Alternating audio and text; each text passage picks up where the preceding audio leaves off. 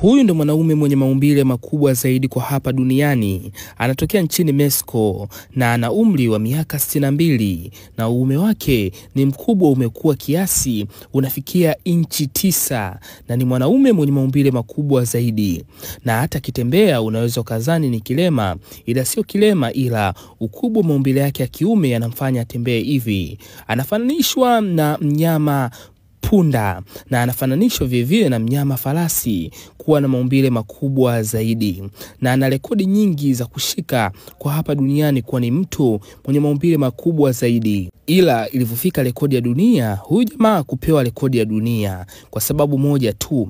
Wanaamini kwamba haya maumbile yake sio natural, yani sio halisia, bali ni ya kujiongeza yeye mwenyewe. Ila yeye anasema alipokuwa na umri wa miaka 9 tu, maumbile yalianza kukua na kukua na kukua, yeye mwenyewe haelewi yalikuwaje. Huyu ndio mwanaume mwenye maumbile makubwa zaidi kwa hapa duniani.